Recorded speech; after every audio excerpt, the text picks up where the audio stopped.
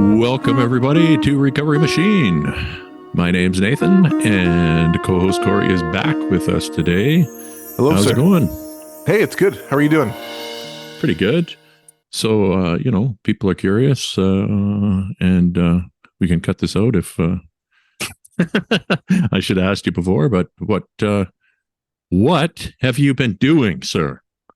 I've had another child. No big deal. What? Yeah, so we didn't really take time off, but we did some preset stuff while that was all going down. Everything went really well, and have a happy and healthy little boy at home. So Cool. very cool. Congratulations, sir. And the name, for those who are curious? His name is Lewis. Lewis Williams. Welcome to whatever this place is. I haven't told him yet. Right. Yeah. Well, he'll figure it out. He looks like a pretty. Saw some pictures of him. He looks like he's got some wisdom. He's got a look to him, where he's kind of like, yeah, I've seen this before. Yeah. So yeah, definitely. We'll see how that plays out. Today, what are we doing today, Corey? We got a couple things. What are we starting with? So we're going to start with talking about writing. That's something we've alluded to probably a number of times throughout various episodes as being something that helped us both. We both recommend it for a variety of reasons, particularly early on in the journey and in recovery. But we haven't gone into more depth about it. So we wanted to talk about a little bit about each of our experiences with it and a couple of ideas that have been from myself that were presented to me that were quite effective and interesting, things that can make writing seem a little bit less of a slog, maybe. Mm-hmm. And because I know it's a topic that can be intimidating to some people if you've never tried it or don't have experience with it, right? Yeah, and we're talking in terms of, writing could be therapeutic in general. It can be, that's one of the things, that's one of my favorite things to do is write. And it can be a whole bunch of things. It can be a creative outlet, but I think a lot of times in recovery, it's used as a tool, and it can be used in a variety of ways. Mm-hmm. One of which is journaling, which I think is probably the most common one that you'll see, for people who are in therapy, specifically trying to work on, they have specific therapeutic goals. You'll see that as a tool that a psychiatrist or a psychologist will use, or a counselor of some sort. And in recovery, you did a few different types of therapeutic exercises, including art therapy. In your outpatient treatment program, what kind of writing did they get you to do there? Yeah, lots of exercises about writing to your drug of choice, writing to your old self. Did some, writing to family members that we actually ended up sharing with family members.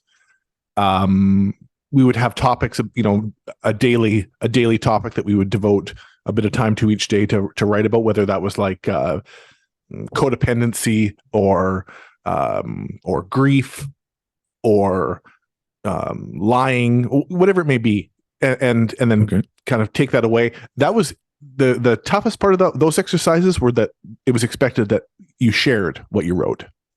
So it wasn't just personal writing that you kept and could reflect on. You shared it with the group. For everything, or just the daily exercises, or most things. Yeah. Huh. Oh, that's an exercise in vulnerability as well, then, I guess. Definitely. And for me, that part didn't bother me. It was quite a small group I was in for outpatient treatment. It was like 7 people, I think. But for some people, it was really, I think, quite a terrifying, paralyzing experience to have to jump into something that they're already uncomfortable with and then be pretty vulnerable out of the gate. Yeah, no kidding. Especially, depending on your writing skill, like maybe maybe you don't spend a lot of time writing.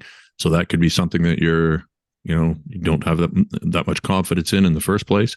Yeah. And then if you're somebody who's kind of used to being guarded with, what's going on in your head, then yeah, that'd be pretty challenging.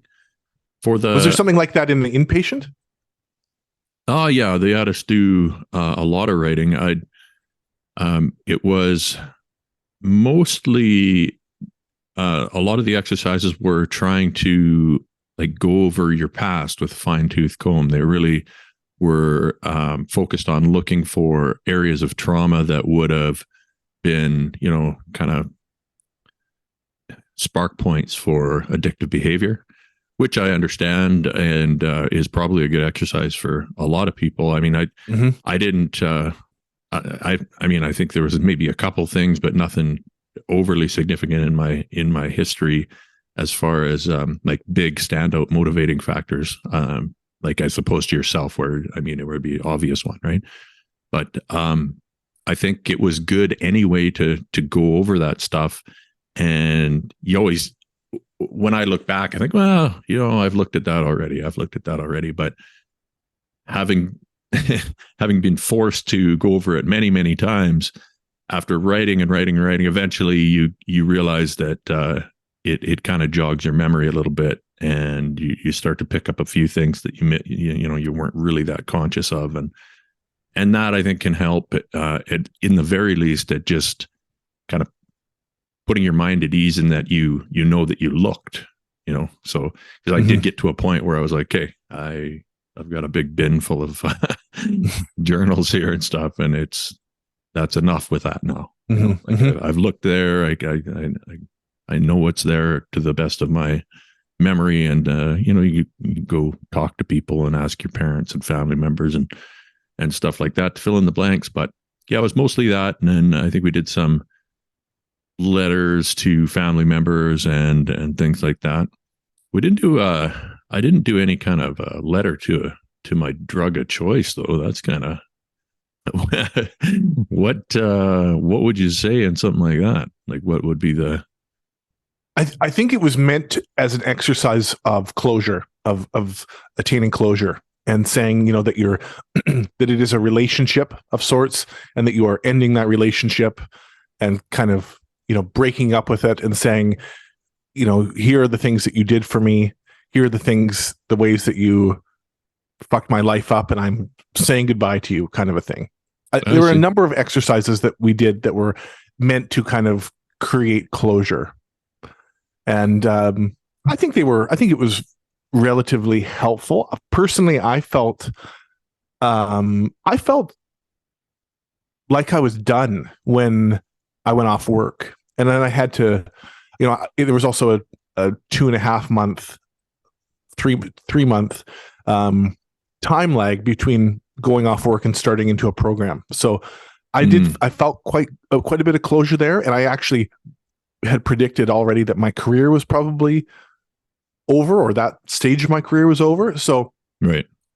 But I think for a lot of people, there's a process of grieving, or of feeling like, do I really have to say goodbye to this substance or this pattern of behavior that was helping me in so many ways, helping me cope in so many ways? Yeah, that makes sense. I could see that as because we have. It seems to be a general tendency. I know I romanticize even after like going through withdrawal, or even going through acute withdrawal and post-acute. You still, even all that stuff I went through, and I still, my mind focused on the good parts of it, and refused to remember the pain and suffering. Yeah, which is it's funny that we tend to romanticize, especially considering that's not generally that works in the opposite for me, right? I tend to focus on the negative, but not in that case. And isn't I don't think that's uncommon. Like, no, I don't think so either. Everything else can be doom and gloom and negative when you're in the middle of this addictive behavior, or this cycle of behavior, and you keep up sort of a positive, I'll say, spin, for lack of a better word, on that which is keeping you there in so many ways. Well, it is like a relationship in that way. It is, because it's the same way when you like if you if a relationship ends, and cognitively that that's the best thing but your heart is still, like, what is it, that Jerry's, I think that Seinfeld episode where he uses a metaphor of like, it's like a pop machine or something. It takes a few pushes before the thing finally falls over. Yeah. It's very, that's true relationships. And I think it's true for many people with drug use as well, right? And that it, I don't know, it takes a little convincing before your heart matches up with your mind, I guess. And probably abstinence. Like when you are for me, like when I was in that, when I had access and access and no help, that probably wasn't going to happen. I mean, I had tried that. Yeah. Not when you're in it. I mean, I mean, I tried by myself. There was no way, not with access. The only way was to cut off access and then get some clarity without like, at least 90 days of clarity, then you have no chance.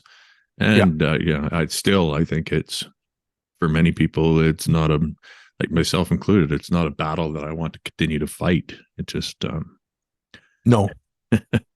So Nathan, apart from in inpatient programs or going through a treatment program, was there any relationship you had with writing or journaling privately, like, or in your own personal time? Yeah, I mentioned it before. I think it was one of there were a few things that kind of saved me, and writing was one of them. If the reason writing was so effective, and I think it was a lot of just stream of consciousness stuff in the beginning, was because it's hard to think about. It's hard to ruminate on multiple things at the same time if you're focused on writing. And I found it to be, now, that I'm removed from that, I have better tools to deal with that rumination. It still goes on, but I'm aware of it and I can identify how it works and sometimes stop it. But to this day, when I'm doing I like to write creatively, or even technical writing does the same thing in some respects. Creative writing's better for it, but creative writing takes me right out of this world. So it's an escape. Plus my brain is locked in because it's a too hard of a task. So I can't, if I'm going to write well, then I can't really be focused on anything else. So it's almost like between that and meditation, like those two things were the only break I could really get from my mind, right? Especially in the beginning when I was just being very hard on myself. And if you can't take a break from being hard on yourself, then it's a recipe for disaster.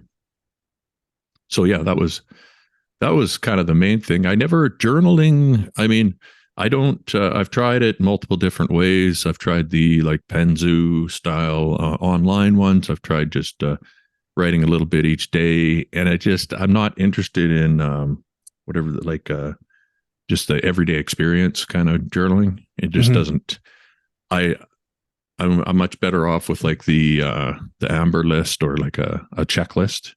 So I just have like things that I'm supposed to be doing every day for a set amount of time. And if I hit that marker, I just check that off. And then I'll have usually 2 or 3 things that I want to get done, like a mini to-do list. And then after that, I'll have notes so that if something that I know is going to be, it would be like an item that you'd normally mark down on a calendar. I'll put that down on the list as well. I'll put it in the calendar. And then when I'm looking back to try and organize or looking forward, I've kind of got all that stuff set up that way. But I mean, if I'm going to write, then I would rather write something interesting other than my day to day, which is, not that interesting. And I don't think you're alone in that thought. And I've heard that from individuals in groups, particularly that I'm not just going to sit and write about my day, or I'm not just going to be able to sit down and like start pouring out what my feelings are. And that's fair enough. That's, I think for some, it's a learned skill, or just maybe not be of interest. But you're right. Like if there is any kind of a prompt or a set parameter for the writing, that can be just enough to get things going. And then if you can allow yourself to continue and to just open up even a little bit, it can be really interesting to see what happens. I was able to write, not write out the day to day, and not like this happened today and this happened today, but I would, particularly quite early on, and I got back into therapy immediately when I went off work, like the next week, and started writing almost at the same time. And so sometimes my writing would be things that came up in a therapy session. Sometimes my writing would be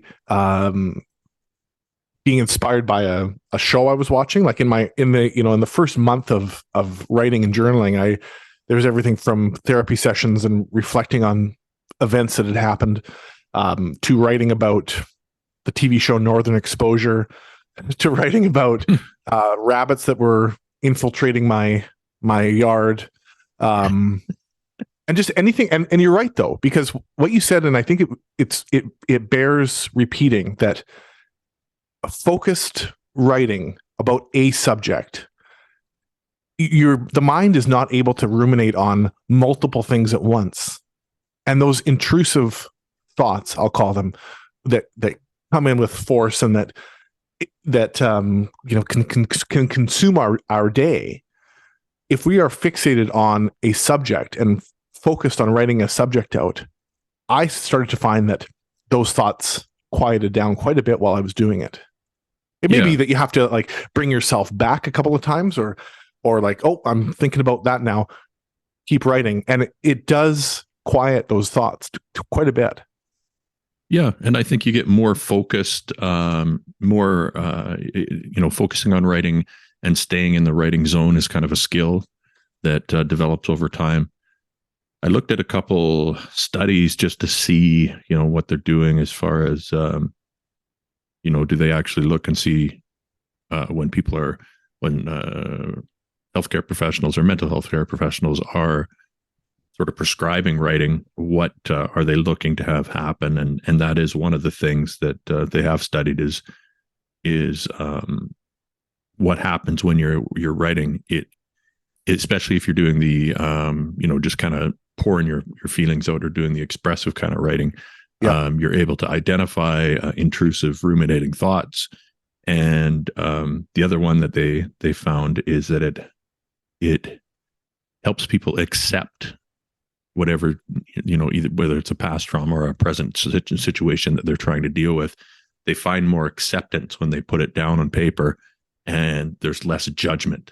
So there seems to be less of that kind of background rhetoric, negative rhetoric, because you're just, maybe it's because you're seeing it in writing, and it makes it more of a formal statement and sort of like stamps it as reality, and in that way makes it easier to accept. I'm not sure, but my hypothesis with that is that, like talking out loud, like the difference in hearing something out loud, if you're just like in a meeting, talking about your thoughts in a meeting, or talking to a friend and speaking it out loud, there's something about hearing yourself or about reading your written word that it almost like becomes another individual. And if you think about, we've talked about, how difficult it is to turn compassion inward, how we can have, particularly as in our profession, we can have compassion towards the people that we encounter and our coworkers and our clients and patients, etc. But turning our compassion inward is so hard. So if it's written and you're reading it back, it kind of almost it makes it so that you're could be reading someone else's words, and I think it's easier to sort of have some empathy there. Yeah. Than if it's just in your head. Yeah, absolutely.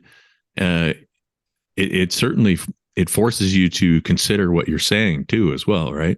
I mean, when I'm listening back to the episodes we do on the show, sometimes we'll get into a conversation, and you can tell that we're just kind of we're just talking. It's back and forth, and sometimes, a lot of the times, I can I can follow kind of the course of where we're going with the conversation, but every once in a while, one of us will say something, and I'll like, oh, is that are we, are we on the right track with that? And I'll have to think about it for a little bit. And I mean, once it's been said or written down, it kind of you have to take some ownership of it, either authenticating the statement or not, right? So maybe that's part of it as well. But I'll just go through a couple of the other benefits, I guess, that I found as I was looking online. And these are, I mean, just writing for, if you're doing any kind of a progress journal, I mean, tracking progress towards goals, that's I think anybody can use that effectively, whether it's a daily or a weekly planner. What do you think about the just writing as a way of organizing thoughts and reducing anxiety? Because that's maybe it's the rumination thing again, but I find that I can be very scattered, and I feel like I got a bunch of things on the go. But once I start listing them out and organizing them and breaking them down, there's a calming effect. Do you experience that as well? Definitely. Yeah. Definitely. Yeah. And like you said, it slows you down. Mm-hmm. And maybe again, if you write something and you reread it and it comes across as scattered and disorganized, that's okay. But if you again like put forward the intention, okay, it's this part, it's this detail, and then this, and kind of do it in that way, slow yourself down a little bit. It's like it's intentional thinking, it's intentional action. Mm-hmm. Yeah, absolutely. Yeah, I mean, it's honestly, I don't know how people like. I'm a pretty organized guy. Probably, more organized since I've, been working in the field of pharmacy. If you're not organized, you're in big trouble in that profession. But I see somebody who's got a bunch of things on the go, and they don't have a daily list or a weekly plan or whatever. I'm actually kind of amazed that they can function in any kind of an efficient way, because I can't I can get things done, but I'm way more efficient when I'm prioritizing and cutting out specific periods of time for things when I know my mind will be sharper. And it's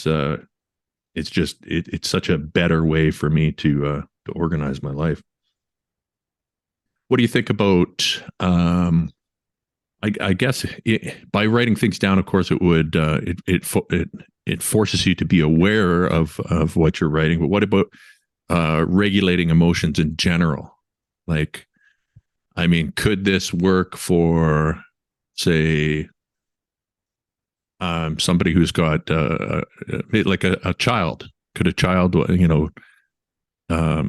would this be something maybe that a psychologist would use with a child to, once they're able to write down some of their feelings and organize them on paper, like, I feel mad when such and such happens or whatever. Do you think there's a emotional regulation benefit to that? I think there probably is, in terms of identifying emotions and then releasing them and learning from them. If, I mean, in the example of a child, maybe it helps the adults in their life to understand better and gain some direction. Right. So if we are talking about kind of like learning to parent ourselves and support ourselves, it's kind of doing the same thing if you think about it that way. That like we are the adult that's learning to parent ourselves, particularly if you're thinking about like inner child work. So it's helpful to see what comes out and to see how you put things. And I think particularly, you mentioned earlier, Nathan, like stream of consciousness writing. And I would call not all parts of my writing stream of consciousness, where I tried to do it quite quickly, didn't cross anything out, didn't go back, and would just like spit it out quite quickly and see what happens. To me, that's when it's most interesting to go back and reread, because you're doing it with much less filter. You're doing it with much less of like trying to control the narrative. You're just letting Mm. that narrative come out.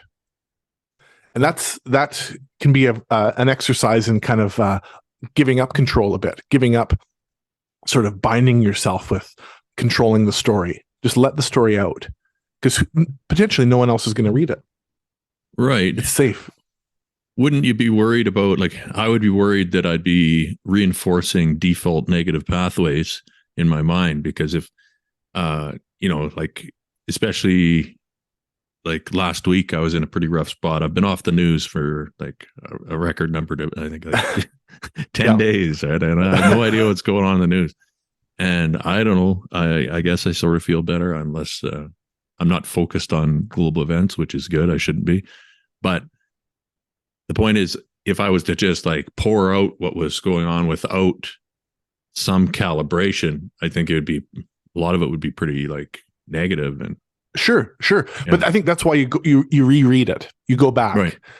and then maybe you see that, like, oh, is that how my mind is working through the course of a day? Like, is that how when I open up those gates, is that how it pours out of me? Because that can be kind of telling too. Because what I do find, as you know, from the beginning of this, particularly my first journal book, that from the beginning to the end, things become more focused, more positive, like more self-supportive at the end. And so I think it was working. But I was going back, and I would bring my journal to therapy and read passages, not as a rule, but there were times where I thought, like, I said it better here, and I'm not going to be able to relay it in the same way when I'm sitting in front of the person. So I'm going to just read you what I wrote. And that became really helpful. What I was going to say, and I planned on bringing this up because bringing it back to our greater subject that we talk about on our show about, professionals going through the machine and the feeling of a loss of control, and you often feel like your voice is lost in it. I ended up doing a journal entry that I wrote and then read to my therapist, and she persuaded me that let's include it in my file. Let's send it to WorkSafe, to the insurance companies. This was me writing it out as I felt it, under her supervision. And she said, I don't think we can articulate it better than that. Let's put it in there. And so at the very least, you describing the feeling of being macerated by the machine. There's two. There's one of just being macerated by the profession, and then another one with my concerns about the machine. And I don't know who all read those things. I don't know if it made any difference to anybody, but it did feel really good to say, you know what? No, to hell with it. Let's put that out there. Let's send it to them. And it kind of did let me feel like a little bit of my voice was in this massive stack of file that was getting pumped through the machine. Interesting. Huh. I wonder if anybody ever, probably somebody came across it and read. I would read that. I think I would be interested in how somebody felt. Yeah. And I mean, and again, it can be, I know, and you know, that is a common feeling of like, is anybody listening to me? Does anybody care about the person I am, or what I'm going through, or what I've been through? And like, I don't know, I think I would kind of encourage that to our listeners, that like, you don't have to do that, but if you feel like you want to make your voice heard, maybe it's easier to put it down in writing and just to get it in there. It's not going to make anything worse, I don't think. Yeah. Well, no, it's interesting. I think that's really cool of the therapist to encourage you to do that. Some other things that might be helpful, just to, if you're interested in developing a writing, making writing a part of your routine, if you're in recovery or not. One thing I use is brainstorming, and what I'll do is I'll get a timer, and I started with 30 minutes, but usually takes about an hour. And if I set for 60 minutes, I'll get like 4 sheets of computer paper and this can be for any kind of problem I'm trying to solve. And I'll just dump everything out on the paper over an hour is usually good. And then I'll let that kind of sit for a little bit, and then I'll go back and look at it, and I'll start, linking things together, prioritizing, crossing off stuff that's, too far out there, and kind of work back from there to formulate a plan if I'm, in a situation where I'm stuck, which I often am. So I find that to be a pretty useful tool with writing. Gratitude that's one that I think most people know has got some pretty solid evidence behind it now. Just taking the time to write a few things down every day. I was reading something there. There was a study that just came out talking about how you can overdo it with gratitude journals, I guess. And, where you actually, if you, because some people they'll just write every day. They'll write like everything they're grateful for, and what happens is you become resentful of the gratitude list, and you get this kind of like I don't know, it causes some form of like negativity towards the whole process. And I've never went that far with it, but apparently there is a limit to how much gratitude you can put on paper. Or at least there's some evidence to suggest that that's true. I don't know if it is. Well, I'm so glad that you said that, because and in my first 2 journals, there's quite a bit of gratitude sprinkled in there. But I think there has to be balance. And if you're having a shitty day and you're frustrated and pissed off and anxious, just being grateful isn't going to be curative for all of those other things. I think, and I've heard some wise people say that like gratitude makes for less space for some of the other stuff. Gratitude fills the space, but you got to be true to yourself. And if you're like doing daily gratitude because you have to, and it's like almost like a Pollyanna thing, if you know what I mean, like where it's like this, it's just like, I'm going to be positive no matter what. Then you're missing a huge part of how you might actually be feeling. Yeah, for sure. There's got to be some level of authenticity to it. And I think that's if you're just spitting stuff out on paper on a daily basis and you're not, because to me, the exercise is completely futile unless I'm really thinking about it and being, okay, even when I'm feeling shitty, like, okay, how shitty is it? Like look at the things that you have. Okay, yes. And through that exercise, you can find maybe a little bit of balance even when you're feeling low. Yeah. But yeah, definitely it's not like a volume thing is gonna win the war for you. There's some people keep dream journals. My dad is pretty he's pretty disciplined with this actually, and he's uncovered some interesting kind of threads of consciousness that he's followed to interesting conclusions. And I've done this a little bit. I don't know about you, Corey. I might have I dream fairly often, but I'll have like a really significant dream maybe every couple of years type of thing, where it's the type of dream that you wake up from and it's commanding attention. Yeah. And do you experienced that as well? I'd say it's more frequently than every couple of years, maybe every few months. Okay.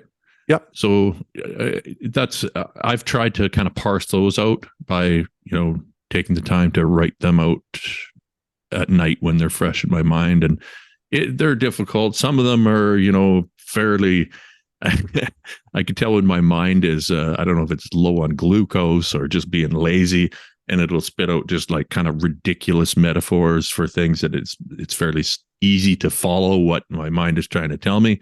Yeah. Other times the coding is a lot heavier, and I don't know if it's just a process of, it could be my mental unraveling throughout the night to rejuvenate. I don't know what it means sometimes, but I have tried it, and I wouldn't say I've gotten overly significant insight from it. I don't know. How about you? No, same. I mean, I don't. I'm rarely able to remember enough detail. Usually, I find my dreams will be, the most significant dreams will be before I wake up in the morning. Um, and there's times I have written about dreams before, but it never, at least with enough repetition or pattern or clarity, that it's been helpful. I'm envious. I'm envious of your dad. I'm envious of people who can do that. And it would be something to try, even if it's just things that where I don't think, oh, this is really, really significant and huge and groundbreaking. I think it's a really cool practice. And again, it's kind of a way to, if you're new to writing, it gives you something to write about. Yeah, for sure. And it takes discipline though. Like I don't like Yeah. being, even if it's, unless it's a significant enough dream. Like if I've got a big sympathetic response from it, or I've been, it's caused me to have some sort of an emotional reaction, then it's easier for me to, A, keep it in my head, and B, get motivated enough to jot something down on paper. But yeah, I think my dad actually, he just like keeps a pen and paper ready to go. And then if he's got something that comes up, he's very, he's right on it, and he keeps with it. And maybe it's a skill that you have to develop like anything else. I'm sure. Imagine. Yeah. So was there any other ones? Talked about stream of consciousness, sketch journals. I don't know if have you ever run into that in any kind of therapy of? Yeah, I'm a sketcher anyway. I'm a doodler, like a lifelong doodler. I've been called worse. Yeah, I've been so everything I write tends to have like little sketches or drawings or things sprinkled in there too. And there are things that I for my whole life that I have drawn on repeat that come up that are like patterns in my drawing. And actually, when I was in art therapy, that was something that definitely came up, and that I did do some writing about, because I would often do faces. So I will sketch out faces or doodle faces just without even thinking about it, just as like a subconscious exercise. As I'm, even if I'm watching TV or I'm sitting there with a pad and a paper, or I'm in a meeting, I'll be doing that. So doing that and then being able to talk about it with someone, that's been kind of helpful. And if you're of that mind of someone who sketches quite freely, it's a kind of another exercise that I think kind of can make it easier. Right. It can make it feel a little bit less. Is there a cathartic component to it, or is it more maybe it's another form of expression in the same way that expressive, like stream of consciousness writing is? Yeah, I think both. I think there's, if you can think about it, and there are oftentimes things to be learned from what we sketch and draw, and especially if we do it kind of in a quick, unfiltered way. And then, yeah, it can definitely be cathartic. Definitely. For the people who don't know, the two figures in our logo that you can, if you're watching, you can see right now, I've got them in the background. That's Corey sculpted those guys. And that was during was it art therapy that you were doing? Yeah. Yeah. And yeah. I love I've worked with those two figures a lot virtually, making different logos and playing with them in 3 dimensions and, manipulating them and stuff. And I think they're really interesting representations of a certain stage of recovery, I guess, if you want to use the word. That just kind of, but do you have characters like that you that you draw? Like you said, you have figures or drawings that you do on repeat. Do you have like kind of like maybe cartoon guys like that, or something that you draw frequently? It's cartoon. Cartoon might not be the right word, but it's not realistic either. So sort of like these adapted line drawings of the outline of a face in various stages. And the thing that's interesting about those two figures in our logo is that I did maybe 5 of them. And some are just from like the chest up and like are like busts, and then but quite a few of them are full bodies. And I did them, and the yellow one, the hunched over one, was the first one, kind of one of the first pieces of art therapy that I did, and it was meant to be a specific individual, a patient that I encountered who had overdosed. I see. And was found in that position, found in that physical position. Like overdose dead? Overdose dead. Huh. Wow. And so I had done that figure, and then the next one I did was that the fellow in blue there, and you can see he's like a little bit more opened up. And I had done these on my own, and as it turned out, like they were becoming more open with each one that I did, totally unconsciously. That was not done with any intention, but I brought these to my art therapist, and she said, like, these, I would challenge that these are you. These are how you felt. These are states of feeling withdrawn, states of feeling isolated. And the yellow one, like that's the state of that is the state of death inside. That's what when I look at that one, where I got to a state where I realized that my heart was beating, but I was really a ghost. Yeah. And that's there's a state of hopelessness that goes along with that. And that's when I see that guy, he's in a state of kind of nodding off maybe, but he's just gone. Yeah. And I didn't realize that gone, but they're very interesting figures. And I'm not surprised that your therapist kind of looked at those and was like, oh, we got something here. Yeah. And like the fact that they started to open up literally. And that's kind of the interesting thing that can happen with doing art, but also just with doing writing is what is in between. What is in between your words? What is it that you leave out? What is it that's missing or that you include? And I mean, the other interesting part of that image in our logo is the shadows that were taken, because we'd taken a photograph of those figures, and just the way the lighting was created this fascinating shape behind each figure.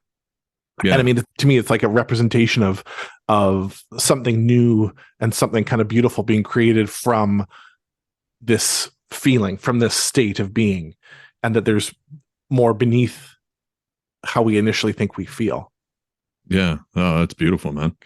Let's leave it there for this segment, because that's a really great description of those guys. And I guess the other ones that you have they're not full figurines, or like some of them are. Yep. Okay. Some of them are full. Again, some of them are just busts, and let's take some more pictures of those and get them up for people, because you know what? Yeah, I'm totally on board with that. Cool. Yeah. Okay, man. We'll leave it there and see everybody next time. Congratulations again on New Lewis. Thank you. And we'll talk soon. Yeah. Thanks so much.